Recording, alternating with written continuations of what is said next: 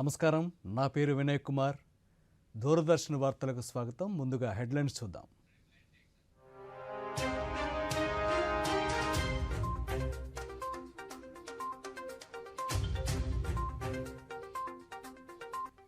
కేంద్రం అమలు చేసిన సంస్కరణలతో ఓడరేవుల్లో రెండంకెల వార్షిక వృద్ధి నమోదవుతుందన్న ప్రధానమంత్రి.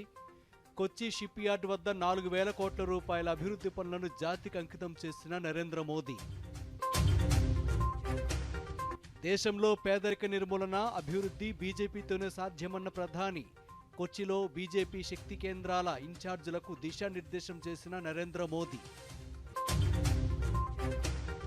ఈ నెల 19న విజయవాడలో డాక్టర్ బిఆర్ అంబేద్కర్ విగ్రహావిష్కరణ. ఈ మహత్తర కార్యక్రమానికి అందరూ స్వచ్ఛందంగా తరలి రావాలని ముఖ్యమంత్రి వైఎస్ జగన్మోహన్ రెడ్డి పిలుపు. రాష్ట్ర వ్యాప్తంగా కొనసాగుతున్న వికసిత భారత్ సంకల్ప యాత్ర, కేంద్ర పథకాలపై విస్తృత ప్రచారం. ప్రధాని పరీక్షా పే చర్చ కార్యక్రమం ఈ నెల 29వ తేదీ. విద్యార్థులు ఒత్తిడిని అధిగమించేలా సూచనలు, సలహాలు అందించనున్న నరేంద్ర మోదీ. డీటెయిల్స్ చూద్దాం. ఓడరేవులు, షిప్పింగ్ వంటి అంతర్గత జల రవాణాలో తమ ప్రభుత్వం అమలు చేస్తున్న సంస్కరణల వల్ల ఆయా రంగాలు రెండంకెల వార్షిక వృద్ధి నమోదు చేస్తున్నాయని ప్రధానమంత్రి నరేంద్ర మోదీ అన్నారు. కేరళ రాష్ట్రంలోని కొచ్చి షిప్ యార్డ్లో 4,000 కోట్ల రూపాయల విలువైన 3 ప్రధాన మౌలిక సదుపాయాల ప్రాజెక్టులను ప్రధాని ఈరోజు జాతికి అంకితం చేశారు. ప్రధాని ప్రారంభించిన వాటిలో కొచ్చిన్ షిప్ యార్డ్ లిమిటెడ్ వద్ద న్యూ డ్రై డాక్, సిఎస్ఎల్ యొక్క ఇంటర్నేషనల్ షిప్ రిపేర్ ఫెసిలిటీ కేంద్రం, పుతువైపిన్లోని ఇండియన్ ఆయిల్ కార్పొరేషన్ లిమిటెడ్ యొక్క ఎల్పీజీ ఇంపోర్ట్ టెర్మినల్ ఉన్నాయి. ఈ సందర్భంగా ప్రధానమంత్రి మాట్లాడుతూ, సంస్కరణలను సమర్థవంతంగా అమలు చేయడం వల్ల పెట్టుబడులతో పాటు ఉపాధి అవకాశాలు ప్రతి ఏటా పెరుగుతున్నాయన్నారు. అంతర్గత జల రవాణాకు లోతట్టు మార్గాలను ఉపయోగించడం వల్ల ప్రయాణికుల సంఖ్యతో పాటు వస్తు రవాణా కూడా జరుగుతుందన్నారు. అంతర్జాతీయ జల మార్గాల్లో నౌకలు ఓడరేవుల వద్దకు వచ్చి సరుకు ఎగుమతులు, దిగుమతులు చేసుకునే సమయం కూడా పలు దేశాలను అధిగమించినట్లు ప్రధాని వివరించారు. जनरेट हुआ है इंडियन सीफेयरर्स, उससे जुड़े जो नियम थे उसमें किए गए रिफॉर्म्स की वजह से पिछले 10 साल में इंडियन सीफेयरर्स की संख्या में 140% की वृद्धि हुई है. हमारे पोर्ट्स ने डबल डिजिट एनुअल ग्रोथ हासिल की है. 10 वर्ष पहले तक हमारे पोर्ट्स पर शिप्स को लंबा इंतजार करना पड़ता था, उनको अनलोड करने में बहुत टाइम लगता था. अब स्थितियां पूरी तरह बदल चुकी है. आज Bharat ship turn around time में दुनिया के कई विकसित देशों से भी आगे निकल चुका है. దేశంలో పేదరిక నిర్మూలన, అభివృద్ధి కేంద్రంలోని బీజేపీ ప్రభుత్వం వల్లే సాధ్యమవుతుందని ప్రధానమంత్రి నరేంద్ర మోదీ అన్నారు. కేరళ రాష్ట్ర పర్యటనలో భాగంగా కొచ్చిలో నిర్వహించిన బీజేపీ శక్తి కేంద్రాల ఇన్ఛార్జీలతో ప్రధాని సమావేశమయ్యారు. ఈ సందర్భంగా ప్రధానమంత్రి మాట్లాడుతూ, దేశంలోని మిగిలిన పార్టీల కంటే బీజేపీ మాత్రమే స్పష్టమైన దార్శనికతతో పనిచేస్తుందన్నారు. హింస, దౌర్జన్యంతో కూడిన విపరీతమైన పరిస్థితులు ఎదురైనప్పటికీ ఏ కార్యకర్త పార్టీ జెండాను వదిలిపెట్టలేదన్నారు. కాంగ్రెస్ 5 దశాబ్దాల పాలనలో పేదరిక నిర్మూలనకు కేవలం మాటల్లో చెబితే, బీజేపీ మాత్రం గత 10 ఏళ్లలో కోట్లాది మంది అర్హులైన వారికి పక్కా ఇళ్లు అందించడంతో పాటు ప్రతి ఇంటికి విద్యుత్తు, గ్యాసు, కుళాయి కనెక్షన్ అందించినట్లు వివరించారు. భవ్య రామ మందిరం నిర్మించుకోవడంతో పాటు ప్రపంచ దేశాలకు నేడు భారత్ నమ్మకమైన మిత్రదేశంగా మారిందన్నారు. ఇంతటి ఘన విజయాలు కార్యకర్తల కృషితోనే సాధ్యమయ్యాయని ప్రధాని ఉద్ఘాటించారు. गरीब कल्याण को सर्वोच्च प्राथमिकता देते हुए काम कर रही है. हमने गरीबों को मुफ्त राशन देने वाली योजना शुरू की और अब इसे 5 साल के लिए आगे बढ़ाया है. हमने गरीबों को मुफ्त इलाज की सुविधा दी, गरीबों को पक्के घर दिए, मुफ्त गैस कनेक्शन दिया. ऐसी योजनाओं से गरीबों का जीवन आसान हुआ है. 9 वर्ष में 25 करोड़ लोग गरीबी से बाहर निकले हैं.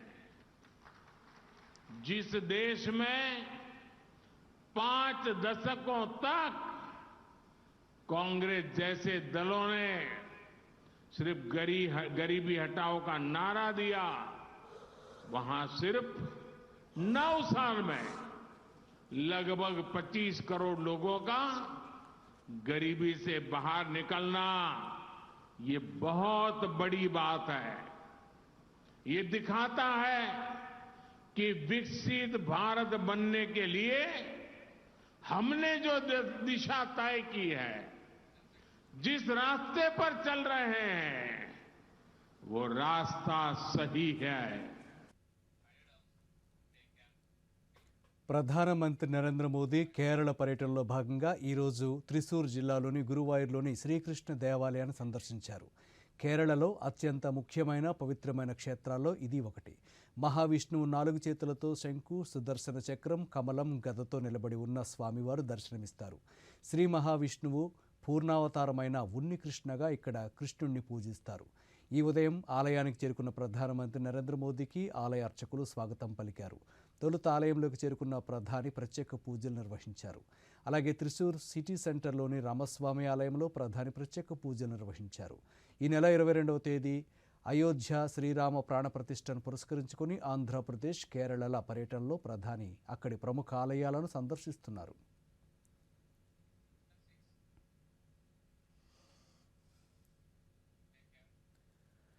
కేరళ పర్యటనలో భాగంగా ప్రధానమంత్రి నరేంద్ర మోదీ త్రిప్రయార్లోని శ్రీరామ మందిరాన్ని దర్శించుకున్నారు. ఆలయ ప్రాంతంలోని కొలనులో ఆహారం అందించారు. ఆలయంలో ప్రత్యేక పూజల అనంతరం విద్యార్థుల వేద పఠనాన్ని ప్రధాని వీక్షించారు.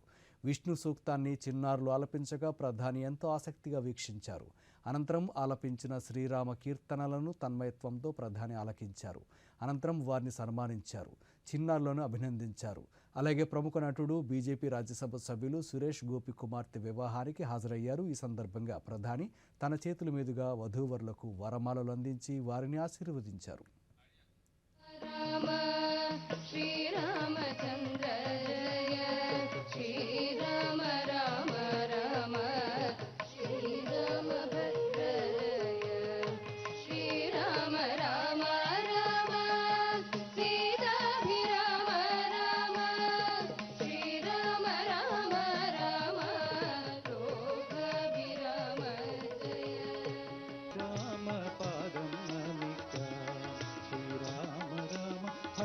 ಸ್ವಾಮಿ ಅನುಚರನಾಕಿ ಸೇವಿ ಸೀತೆಯೇ ತೇಡಿನದನ್ನು ಹನುಮಲ್ ಸ್ವಾಮಿ ಅನುಚರನಾಕಿ ಸೇವಿ ಸೀತೆಯೇ ತೇಡಿನದನ್ನು ವಾನರಂಗಳಾൽ ചിറയതു കെട്ടി ലങ്കഭൂകിയ ദശമുഖ വിഗ്രഹ ശ്രീരാമ നാമം ജപിക്ക ശ്രീരാമ രാമ ശ്രീരാമ പാദം നമിക്ക.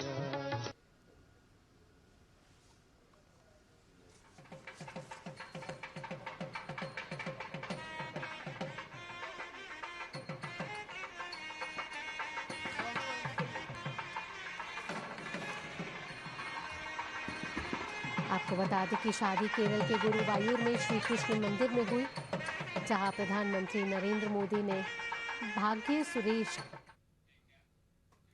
ఈ నెల 22న అయోధ్యలో భవ్య రామ మందిర ప్రాణ ప్రతిష్ఠ జరగనుంది. ఈ నేపథ్యంలో దేశవ్యాప్తంగా ఆధ్యాత్మిక వాతావరణం నెలకొంది.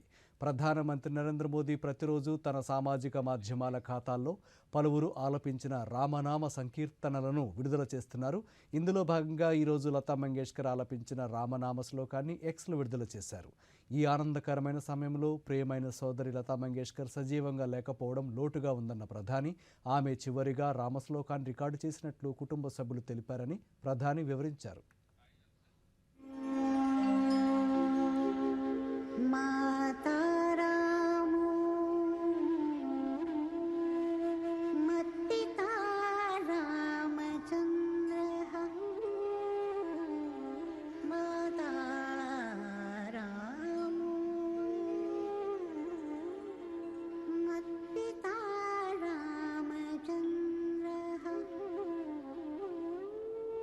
स्वामी रामो मत्सखा रामचन्द्रः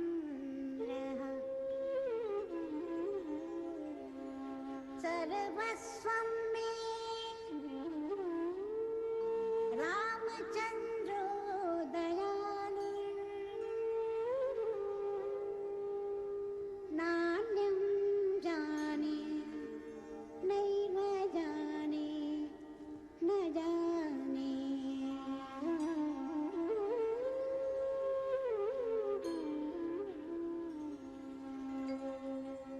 श्री राम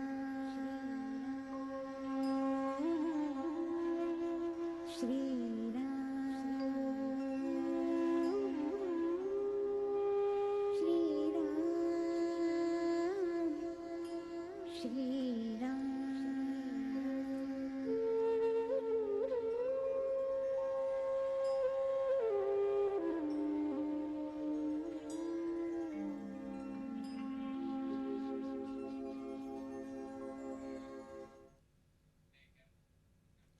ఈ నెల 19వ తేదీన విజయవాడలో డాక్టర్ బిఆర్ అంబేద్కర్ విగ్రహావిష్కరణ జరగనుంది. ఈ నేపథ్యంలో ఈ మహత్తర కార్యక్రమానికి ప్రజలందరూ స్వచ్ఛందంగా తరలి రావాలని ముఖ్యమంత్రి వైఎస్ జగన్మోహన్ రెడ్డి కోరారు. సామాజిక మాధ్యమం ఎక్స్ వేదికగా వీడియో సందేశాన్ని కూడా ఈరోజు ముఖ్యమంత్రి విడుదల చేశారు. విజయవాడలో ప్రభుత్వం ఏర్పాటు చేసిన 206 అడుగుల అంబేద్కర్ మహాశిల్పం రాష్ట్రానికే కాదు దేశానికే తలమానికమని పేర్కొన్నారు. ఇది స్టాచ్యూ ఆఫ్ సోషల్ జస్టిస్ అని అభివర్ణించిన ముఖ్యమంత్రి చరిత్రను తిరగరాసేలా మరెందరికో వందల సంవత్సరాల పాటు స్ఫూర్తినిస్తుందని పేర్కొన్నారు. ఇది స్టాచ్యూ ఆఫ్ సోషల్ జస్టిస్, ఇది సామాజిక న్యాయ మహాశిల్పం. ఈ నెల 19వ తారీఖున చారిత్రక స్వరాజ్య మైదానంలో ఆవిష్కరించబోతా ఉన్న ఈ విగ్రహం దేశంలోనే కాదు ప్రపంచంలోనే అతిపెద్ద అంబేద్కర్ గారి విగ్రహం. ఇది 81 అడుగుల వేదిక మీద ఏర్పాటు చేసిన 125 అడుగుల మహాశిల్పం. అంటే మొత్తం మీద 206 అడుగుల ఎత్తైన విగ్రహం ఇది. ఆ మహానుభావుడి ఆకాశమంతటి వ్యక్తిత్వం ఈ దేశ సామాజిక, ఆర్థిక, రాజకీయ, మహిళా చరిత్రలన్నీ కూడా మార్చేలా దాదాపు 100 సంవత్సరాల క్రితమే ఆయన వ్యక్తం చేసిన భావాలు కలకాలం కూడా మన దేశాన్ని ప్రభావితం చేస్తూనే ఖచ్చితంగా ఉంటాయి. బాధ్యతతో ఆయన భావాల మీద అచంచల విశ్వాసంతో వాటిని మన నవరత్నాల్లో అనుసరిస్తూ ఉన్న ప్రభుత్వంగా ఏర్పాటు చేసిన ఈ విగ్రహ ఆవిష్కరణ సందర్భంగా 19వ తారీఖున అందరూ కూడా తరలి రావాలని కోరుతా ఉన్నాను. ఆయన అణగారిన వర్గాలకు చదువులు దగ్గరగా తీసుకువచ్చిన మహనీయుడు. అంటరానితనం మీద, ఆధిపత్య భావజాలం మీద తిరుగుబాటు చేసిన ఓ మహానుభావుడు. ఆయన సమసమాజ భావాలను నిలువెత్తు రూపంలో చూపించిన ఒక గొప్ప వ్యక్తి. రాజ్యాంగం ద్వారా, రాజ్యాంగ హక్కుల ద్వారా నిరంతరం మనల్ని కాపాడే ఓ మహాశక్తి. ప్రతి వాడలో ఉన్న ఆయన విగ్రహం అణగారిన వర్గాలకు నిరంతరం కూడా ధైర్యాన్ని ప్రసాదించే ఓ మహాస్ఫూర్తి. దళితులతో పాటు కులాలు, మతాలకు అతీతంగా పేదలందరి జీవితాల్లో ఈ 77 సంవత్సరాల్లో వచ్చిన అనేక మార్పులకు మూలం డాక్టర్ బాబాసాహెబ్ అంబేద్కర్ గారి భావాలు. కాబట్టే ఆయన్ను ఇంతగా మనమందరం కూడా గౌరవించుకుంటా ఉన్నాం. మన విజయవాడలో ఆవిష్కరిస్తూ ఉన్న ఈ మహాశిల్పం మన రాష్ట్ర చరిత్రలో సువర్ణాక్షరాలతో నిలిచిపోవడానికి మాత్రమే కాకుండా చరిత్రను తిరగరాసేలా 100 సంవత్సరాల పాటు స్ఫూర్తిని కూడా విగ్రహం ఇస్తూ పోతూ ఉంటుంది.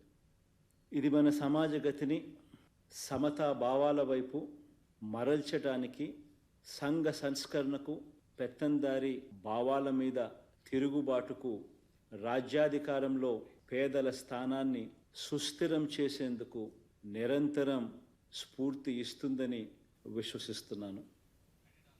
జై. ఇప్పుడు ఒక షార్ట్ బ్రేక్ తీసుకుందాం. నీకు గట్టి ఇన్సెంటివ్ దొరికింది. ఏంటి ప్లాన్? గవర్నమెంట్ సెక్యూరిటీస్ లో ఇన్వెస్ట్మెంట్. బాగా సరిగ్గా అనుకుంటున్నారు. ఇప్పుడు గవర్నమెంట్ సెక్యూరిటీస్ లో ఇన్వెస్ట్ చేయడం సులువైపోయింది. కానీ ఎలా? ఆర్బీఐ రీటైల్ డైరెక్ట్ స్కీమ్ లో మీరు బ్రోకర్ లేకుండా ఇన్వెస్ట్ చేయవచ్చు. పైగా మీకు మీ పెట్టుబడిపై రిటర్న్స్ వస్తాయి. ఆర్బీఐ పోర్టల్లోకి వెళ్ళండి, ఉచితంగా అకౌంట్ తెరిచి మీ బ్యాంక్ ఖాతా నుంచి నేరుగా డబ్బు ఇన్వెస్ట్ చేయండి. సురక్షితం, సులభం. రిటైర్మెంట్ తర్వాత నేను ఇందులోనే ఇన్వెస్ట్ చేస్తా. మీరు చాలా బాగా చెప్పారు. ఆర్బీఐ అంటుంది, విషయాలు తెలుసుకోండి, జాగరూకంగా ఉండండి.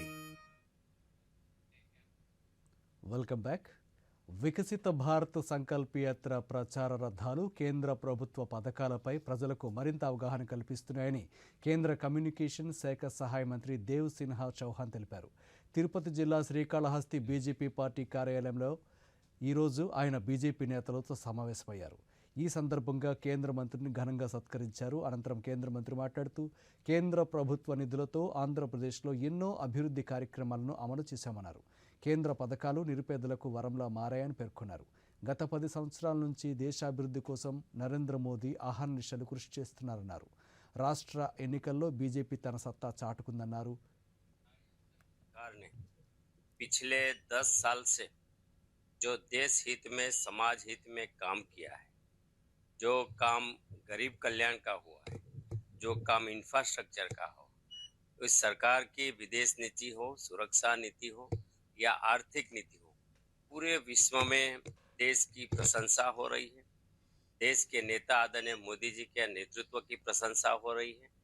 तब आने वाले इलेक्शन में 2024 में पूरा भारतवर्ष मोदी जी के नेतृत्व में सब एक साथ मिलकर इस देश को आर्थिक महासत्ता बनाने की दिशा में जब काम कर रहा है, तब आंध्र प्रदेश के चुनाव में भी 2024 के इस पार्लियामेंट इलेक्शन में भी भारतीय जनता पार्टी अपना सबसे अच्छा प्रदर्शन करेगी, ये मेरा विश्वास है. అనంతపురం జిల్లాలో వికసిత భారత్ సంకల్ప యాత్ర కార్యక్రమాలు కొనసాగుతున్నాయి. అనంతపురం జిల్లా గుత్తి మండలం తొరకపల్లి గ్రామంలో జరిగిన కార్యక్రమంలో కేంద్ర ప్రభుత్వం అమలు చేస్తున్న 17 రకాల సంక్షేమ అభివృద్ధి పథకాల గురించి అధికారులు ప్రజలకు వివరించారు. తదనంతరం కార్యక్రమ క్యాలెండర్ను ఆవిష్కరించారు.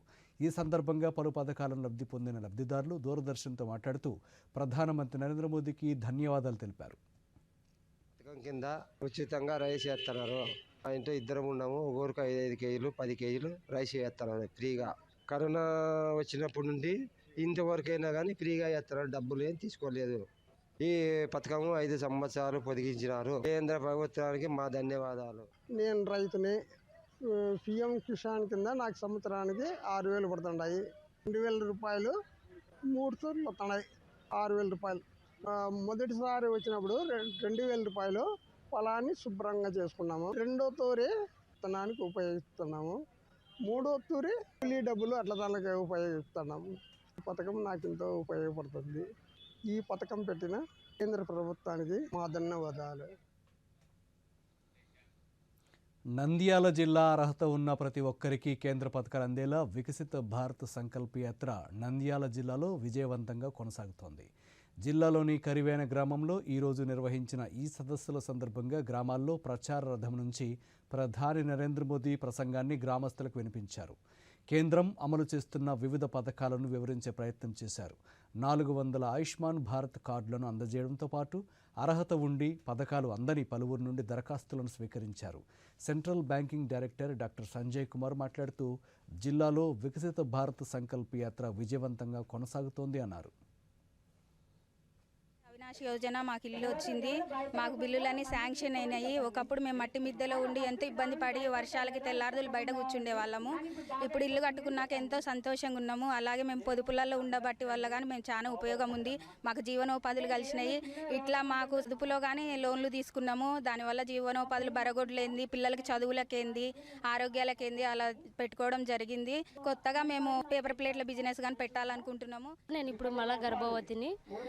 నేను అంగన్వాడీ సెంటర్లో నమోదు చేసుకున్నప్పుడు నాకు 8.5 బ్లడ్ ఉండే. మన ప్రధానమంత్రి అయిన నరేంద్ర మోడీ గారు ప్రవేశపెట్టినటువంటి గర్భవతులకు 3 కేజీల బియ్యం, 1 కేజీ బ్యాళ్ళు, 1/2 కేజీ నూనె ఇస్తున్నారు. అదేవిధంగా చిన్నపిల్లలకు కూడా బాలామృతం ఇస్తున్నాడు. అంగన్వాడీలో ఇవే కాకుండా దీంతో పాటు వైఎస్ఆర్ కిట్టు, గుడ్లు, పాలు ఇవన్నీ ఇస్తున్నారు. దీంతో పాటు మేము ఆకుకూరలు, పండ్లు ఇవన్నీ తీసుకున్నాక నాకు ఇప్పుడు 7 నెలల్లో నాకు ఇప్పుడు 11 పాయింట్స్ బ్లడ్ ఇంప్రూవ్ అయింది. మహిళలకు ఇంత చేకూర్చున్నటువంటి మన ప్రధానమంత్రి నరేంద్ర మోడీ గారికి అభినందనలు తెలియజేస్తున్నాను. Thank you sir. ప్రధానమంత్రి గారి ముద్ర లోన్ తీసుకోవడం జరిగింది. దాని ద్వారా మేము గేదెలు కొనుక్కున్నాము. రోజుకు 10 లీటర్ల నుంచి 15 లీటర్ల వరకు మేము పాలు లబ్ధి పొందుతున్నాము. నెలకు వచ్చేసి 30,000 రూపాయల వరకు దాని మీద సంపాదించుకుంటున్నాము. మా పిల్లలను చదివించుకుంటున్నాము. దీని ద్వారా మేము ఎంతో అభివృద్ధి పొందాము. ఇదివరకు బయటికి పోయి మేము అప్పులు తీసుకునే వాళ్ళము. ఇప్పుడు మా గ్రూపుల్లోనే మేము పొదుపు గ్రూపుల్లోనే తీసుకోవడం జరిగింది. ఇప్పుడు ఎవరి దగ్గరికి పోవాల్సిన అవసరం లేదు. ప్రధానమంత్రి మోడీ గారు చేయడం వలన మేము ఇంత అభివృద్ధి పొందినాము. ప్రధానమంత్రి గారికి ధన్యవాదాలు తెలియజేస్తాం. 2016 సంవత్సరంలో న్యాచురల్ ఫార్మింగ్ అనేది స్టార్ట్ అయింది. 2018 సంవత్సరం నుండి నేను ప్రకృతి వ్యవసాయం చేయడం జరిగింది. నాకు సొంత పొలం వచ్చేసి ఎకరా 25 సెంట్లు ఉంది.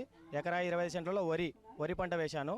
వరి పంటలో గెట్లు వెడల్పు చేసుకుని గెట్ల పైన ఆకుకూరలు, కూరగాయలు, టేకు మొక్కలు ఇట్లాంటి మొక్క జాతి వేసుకోవడం జరిగింది. వాటి వల్ల నిరంతర ఆదాయం పొందుతూ అంటే గెట్ల మీద వేసుకునే పంటల ద్వారా ప్రధాన పంటకు ఖర్చు పెట్టుకొని ప్రధాన పంట మొత్తం మిగలడం జరిగింది. ఈ ప్రకృతి వ్యవసాయం చేయడంతో పాటు వీటితో పాటు నా చేను పక్కనే 1 ఎకరం కౌలు తీసుకొని 22 రకాల ఆకుకూరలు, కూరగాయలు, గడ్డ జాతి ఇవన్నీ దుంప జాతి ఇవన్నీ వేసుకోవడం జరిగింది. ఈ ప్రకృతి వ్యవసాయంతో చేయడం వల్ల ఖర్చులు తగ్గి ఆదాయాలు పెంచుకోవడం జరుగుతుంది. Lot in this district. It's running all over the country, and purpose is to reach out to all the gram panchayats in Nandyal district also. In next few days, all the gram panchayat will be covered, and the purpose of Viksit Bharat Sankalp Yatra is to achieve saturation for all the schemes of the center. కేంద్ర ప్రభుత్వ పథకాలను ప్రజలకు మరింత చేరువ చేసేలా కేంద్ర ప్రభుత్వం అమలు చేస్తున్న వికసిత భారత్ సంకల్ప యాత్ర వైఎస్ఆర్ జిల్లాలో కొనసాగుతున్నట్లు జిల్లా కోఆర్డినేటర్ ప్రభాకర్ రెడ్డి తెలిపారు. 1,10,000 మంది ప్రజలను ప్రతిజ్ఞలో భాగస్వామ్యం చేసినట్లు పేర్కొన్నారు. 58,000 మంది ప్రజలకు ఆరోగ్యపరమైన సమస్యలను పరిష్కరించినట్లు తెలిపారు. కేంద్ర ప్రభుత్వ పథకాల పట్ల మారుమూల గ్రామాల్లో సైతం ఈ యాత్ర ద్వారా గ్రామ సభల నిర్వహణతో అవగాహన కల్పించినట్లు పేర్కొన్నారు. సాంకేతిక విప్లవమైన డ్రోన్ కెమెరాల సాయంతో పురుగుమందుల పిచికారీ విధానాన్ని రైతుల సమక్షంలో ప్రదర్శించి అవగాహన కల్పించారు. 86 గ్రామ పంచాయతీస్ మిగిలి ఉన్నాయి. అవి కూడా ఈ నెల 27 లోపల కంప్లీట్ అవుతాయి. ఇప్పటి వరకు పాల్గొన్న ప్రజలు 1,29,431 మంది పాల్గొన్నారు. వాళ్ళల్లో 1,10,000 మంది సంకల్పం తీసుకున్నారు. అలాగే మేరీ కహానీ మేరీ జుబానీ చెప్పిన బెనిఫిషరీస్ సంఖ్య 1,570 ఉంది. హెల్త్ క్యాంప్స్లో చెకప్ చేసిన వ్యక్తులు వచ్చేసి 58,291 మంది. గిరిజన ప్రాంతాల్లో మౌలిక సదుపాయాల కల్పనకు కేంద్ర ప్రభుత్వం పీవీజీటీ పేరుతో అమలు చేస్తున్న పథకం వెలుగులు నింపుతోంది. అక్షరాస్యత లేని ఆర్థికంగా వెనుకబాటులో ఉన్న సమూహాలను గుర్తించి వారిని అభివృద్ధి వైపు అడుగులు వేయించడం, వారిని ఆదుకోవటమే లక్ష్యంగా కేంద్ర ప్రభుత్వం ఈ పథకాన్ని అమలు చేస్తోంది. ఆంధ్రప్రదేశ్లోని గిరిజన ప్రాంతాల్లో కొండరెడ్డి తెగలను పీవీజీటీలో చేర్చారు. రాష్ట్రంలోని అల్లూరు సీతారామరాజు జిల్లా రంపచోడవరం పరిధిలో పలు సమూహాలను పీవీజీటీ పరిధిలోకి తీసుకొచ్చి వాటి అభివృద్ధికి కేంద్రం పలు పథకాలు అమలు చేస్తోంది. ఇందులో భాగంగానే రంపచోడవరం పరిధిలోని చినబీరంపల్లి ప్రాంతంలో 2 గిరిజన నివాసాలకు విద్యుత్ సదుపాయం కల్పించేందుకు దాదాపు 8.5 లక్షలు ఖర్చు చేసి ప్రత్యేక విద్యుత్ లైన్లను ఏర్పాటు చేసి ఆ గిరిజన ఇళ్లకు విద్యుత్ సదుపాయాన్ని అందించారు. కనీసం ద్విచక్ర వాహనం కూడా వెళ్లని ప్రాంతంలోని గిరిజనులకు విద్యుత్ సదుపాయాన్ని అందించారు. కేంద్రం అమలు చేస్తున్న పీవీజీటీ పథకంలో చినబీరంపల్లికి చెందిన చెద్దళ్ల లచ్చిరెడ్డి, చెద్దళ్ల వెంకాయమ్మ కుటుంబాల్లో వెలుగులు నింపారు. వర్షాలు కురవపోతే ఎండిపోతున్నాయి సార్. అలా ఎన్నో కష్టాలు పడి మేము బతుకుతున్నామండి. మా పెద్ద సారు, మా చిన్న సారు మాకు ఊర్లోకి వచ్చి మాకు అడిగారు sir. Aadhaar card, ration card తెచ్చుకుని మాకు ఒప్పచెప్పితే ఒకవేళ దేవుడి దయ వల్ల వస్తే మీకు పని అవుతుంది అని చెప్పారు సార్. మా దగ్గర మా పెద్ద సారు, మా చిన్న సారు కూడా కనీసం మా పెద్ద సారుకు, మా చిన్న సారు కూడా మంచినీళ్ళు, వాటర్ అన్నందుకు కూడా మేము పట్టుకెళ్ళి వాళ్ళకి సాయం చేయలేదు సార్. అలా మా పెద్ద సారు మాకు పని అయినంత వరకు, తంబలు వేసినంత వరకు, మాకు కరెంటు వేసినంత వరకు, మా ఇంటికి బల్బులు వేసినంత వరకు, రేతిరి 12 గంటల రేతిరైనా మా పెద్ద సారు, మా చిన్న సారు దగ్గరుండి మాకు రప్పెట్టి మాకు ముందరికి వెలుగులోకి తీసుకొచ్చారు సార్. అతను ఒక్క చేతితో అన్నం పెడితే మేము 4 చేతులతో అందుకొని తినే శక్తి మాకు వచ్చి మాకు 1000 ఏనుగులు బలం వచ్చింది సార్. చీకట్లో ఉండేవారమండి. ఇక్కడి నుంచి కరెంట్ వచ్చిందండి. కరెంట్ వచ్చిన కాంచి పర్వాలేదండి. అంతకుముందు చీకట్లో చాలా ఇబ్బంది పడేవారమండి. తేలులు గట్ట, పాములు గట్ట, పురుగులు గట్ట అన్నీ వచ్చేసివండి. చీకటి అయోమయ చీకటి. తాటమట్టలు వెలిగించుకొని అలాగ కుర్రోళ్ళు చదువుకునేవారండి. మాకు కిరసన కూడా లేదండి. డాక్టర్ బిఆర్ అంబేద్కర్ ఆశయ సాధన కోసం ప్రతి ఒక్కరూ పాటుపడాలని తిరుపతి పార్లమెంటు సభ్యులు గురుమూర్తి పేర్కొన్నారు. సామాజిక సమతా సంకల్ప కార్యక్రమంలో భాగంగా తిరుపతిలోని అంబేద్కర్ విగ్రహానికి కలెక్టర్ వెంకటరమణారెడ్డితో కలిసి గురుమూర్తి పూలమాలలు వేసి నివాళులర్పించారు. ఈ సందర్భంగా ఎంపీ మాట్లాడుతూ ఈ నెల 19న విజయవాడ వేదికగా జరిగే 125 అడుగుల ఎత్తైన అంబేద్కర్ కాంస్య విగ్రహ ఆవిష్కరణకు అన్ని వర్గాల ప్రజలు పెద్ద ఎత్తున తరలి రావాలన్నారు. ఈరోజు మా అందరికీ సుదినం. ఎందుకంటే ఈ ప్రపంచంలోనే అత్యంత ఎత్తైనటువంటి డాక్టర్ బిఆర్ అంబేద్కర్ గారి యొక్క కాంస్య విగ్రహాన్ని ఆంధ్ర రాష్ట్ర నడిబొడ్డున విజయవాడ నడిబొడ్డున ఏర్పాటు చేయడం, అది ఈ రాష్ట్రంలో జరుగుతున్నటువంటి సంక్షేమ పాలనకి, బడుగు బలహీన వర్గాలకు ఇస్తున్నటువంటి సమ ప్రాధాన్యతకి చిహ్నంగా మేమందరం భావిస్తున్నాం. ఇదే విధంగా అన్ని రాష్ట్రాలు ఇదే విధంగా పరిపాలన కానీ జరిగినట్లయితే ఎక్కువ భాగం బడుగు బలహీన వర్గాలందరూ కూడా, దళితులు అందరూ కూడా రాజకీయ సమానత్వాన్ని కోరుకునే. అయోధ్యలో ఈ నెల 22న భవ్య రామ మందిర ప్రాణప్రతిష్ఠ జరగనున్న నేపథ్యంలో ప్రతి ఒక్కరూ దేశంలోని అన్ని దేవాలయాల వద్ద స్వచ్ఛతా కార్యక్రమం చేపట్టాలని ప్రధానమంత్రి నరేంద్ర మోదీ పిలుపునిచ్చారు. ప్రధాని పిలుపు మేరకు కేంద్ర సమాచార ప్రసార శాఖ మంత్రి అనురాగ్ సింగ్ ఠాకూర్ ఢిల్లీలోని వాల్మీకి మహర్షి మందిరం వద్ద స్వచ్ఛతా సేవ నిర్వహించారు. ఈ సందర్భంగా మంత్రి మీడియాతో మాట్లాడుతూ సనాతన ధర్మంపైన రామమందిర నిర్మాణం, రామసేతులపై కొందరు అసత్య ప్రచారం చేస్తున్నప్పటికీ చివరికి వారు రాముని శరణు కోరక తప్పదన్నారు. आना तो प्रभु के चरणों में ही पड़ेगा. श्री राम जी के आगे शीश तो उनको झुकाना ही पड़ेगा. चाहे भगवान राम को जितना भी काल्पनिक बता दें, चाहे जितना भी राम मंदिर का विरोध कर लें, राम सेतु को भी काल्पनिक बता दें और तरह तरह के बयान करके हिंदुओं को अपमानित भी करे, सनातन धर्म को कुचलने की बात भी करे, आना राम जी की शरण में ही पड़ेगा सबको. ప్రధానమంత్రి నరేంద్ర మోదీ లక్ష్యమైన $5 ట్రిలియన్ దేశ ఆర్థిక వ్యవస్థ నిర్మాణంలో గ్రామీణ సహకార సంఘాలు కీలక పాత్ర పోషిస్తాయని కేంద్ర సహకార శాఖ మంత్రి అమిత్ షా అన్నారు. కొత్త ఢిల్లీలో central registrar of cooperative societies నూతన కార్యాలయాన్ని అమిత్ షా ప్రారంభించారు.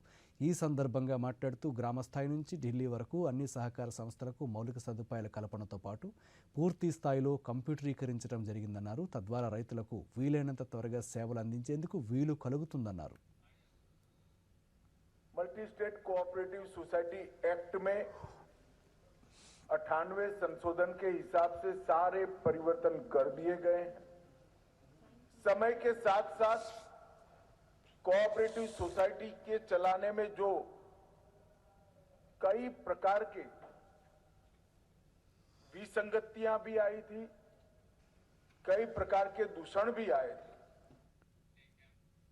దేశీయ స్టాక్ మార్కెట్ సూచీలు ఈరోజు భారీ నష్టాల్లో ముగిశాయి. సెన్సెక్స్, నిఫ్టీ భారీ అమ్మకాల ఒత్తిడిని ఎదుర్కొన్నాయి. సెన్సెక్స్ 1600 పాయింట్లకు పైగా నష్టపోగా నిఫ్టీ మళ్లీ 21,500 స్థాయికి చేరింది. 16 నెలల తర్వాత సెన్సెక్స్కు ఇదే అత్యధిక నష్టంగా నమోదైంది. ఈ ఉదయం 71,998 పాయింట్ల వద్ద భారీ నష్టాలతో ప్రారంభమైన సెన్సెక్స్ రోజంతా అదే ఒరవడి కొనసాగించింది.